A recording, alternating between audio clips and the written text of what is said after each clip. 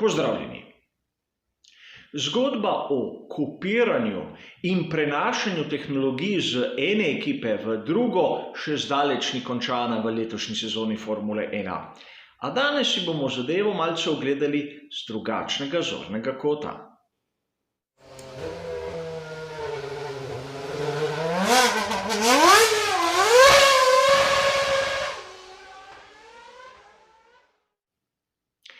Prehod tehnologij z ene ekipe v drugo ekipo, navdihovanje, kopiranje, imenujte kakor želite. Ta tematika je ena izmed glavnih zadev, katero spremljamo mi navdušenci, kar se tiče tehničnega področja v sezoni 2020. Sveda, prah okrog ekipe Racing Point in njihovega bolida RP20 se še ni polegel. Seveda, čakamo še tiste pritožbe, katere so napovedale mnoge ekipe, a nekatere so že od tega odstopile. In o tem smo v bistvu že začeli govoriti na tem kanalu po tisti izjavi Rossa Browna, kateri je povedal iskreno in direktno, da je kopiranje gonilo razvoja v Formuli 1. A danes si bomo zadevo ogledali z malce drugačnega zornega kota, kot je bilo napovedano. Namreč mnogi pisci, mnogi avtorji v svojih člankih imenujejo Racing Point RP20 enostavno rožnati Mercedes oziroma uporabljajo kako drugo varianto tega imena.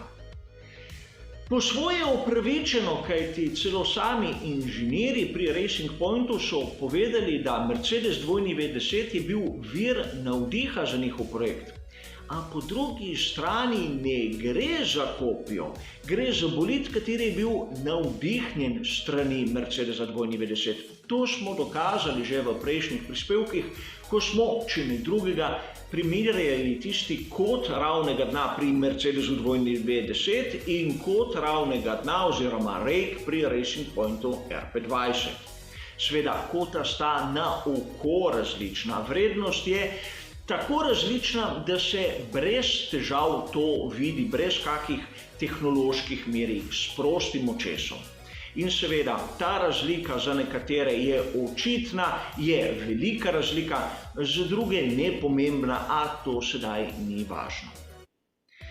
Danes se bomo ukvarjali, ali imamo tudi kakšne druge primere takega prehoda, navdihovanja, kopiranja v Formuli 1, čeprav jih nihče v teh virih sploh ne omenja.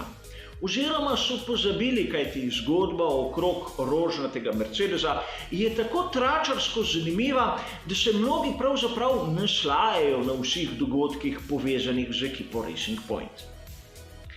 Pa začnimo. Vemo, da v Formuli 1 imamo vsaj dve ekipi, kateri sta tehnološko odvisni od močnejših glavnih ekip. In govorimo o Alfa Tauri, prej Scuderia Toro Rosso in seveda ekipi Haas. Alfa Tauri je v lasti Red Bulla in zato ni čudno, da določene dele dobijo direktno od matične ekipe. Vsaj tako bi lahko sklepali mi, navdušenci, mi, gledalci od zunaj, čeprav pravilnik je enak za vse ekipe. In vemo, da ekipa Haas je tako organizirana, da ni konstruktor, da kupuje na tržišču kar se da dosti komponent. In izbrali so si kot glavnega dobavitelja teh komponent Scuderijo Ferrari.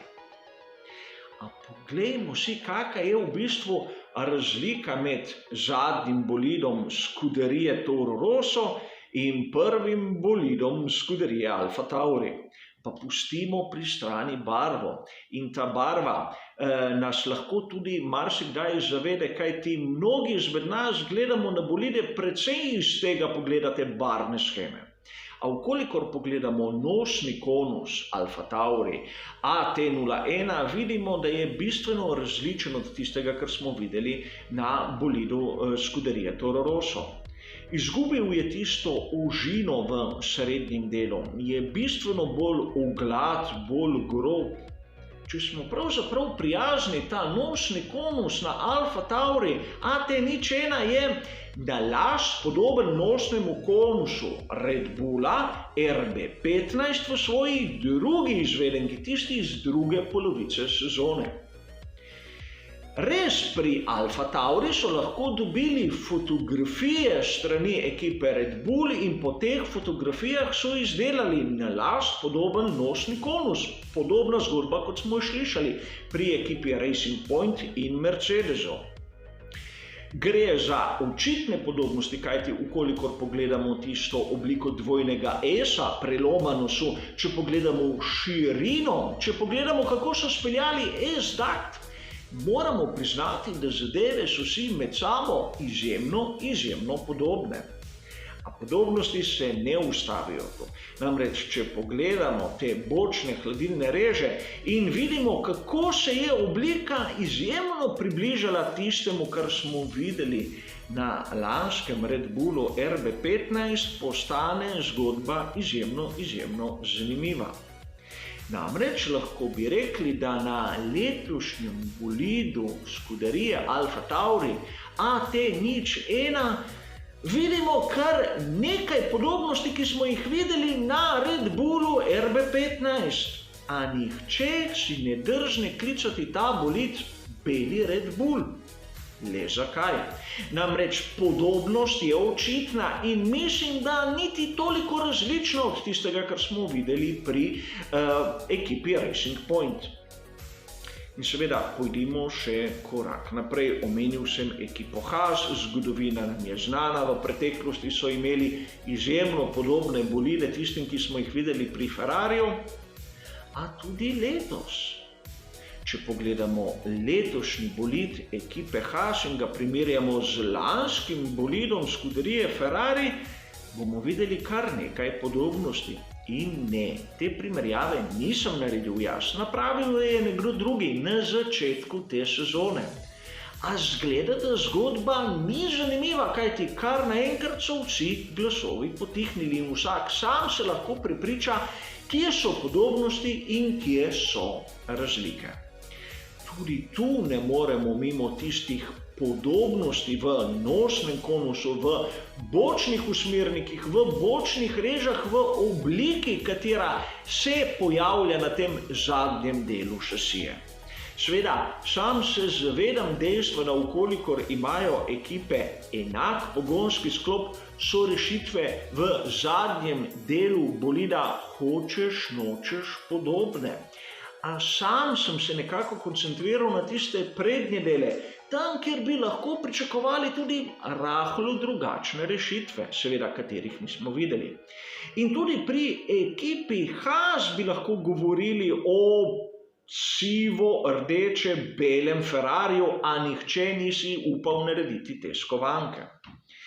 In seveda moramo biti intelektualno pošteni. Pri ekipi Racing Point so bili obsojeni strani FIA na izjemno visoko kazen, 400.000 evrov, izgubili so 15 konstruktorskih točk, kar je tudi hud udarec, ampak to zaradi tega, ker so praktično kupili od Mercedesa zavorne košare, ko je bilo to še dovoljeno, a pri tem, kako so začeli jih uporabljati, so naredili neko napako. Seveda, zadeva ni še zaključena, o tem bomo govorili, ko bo.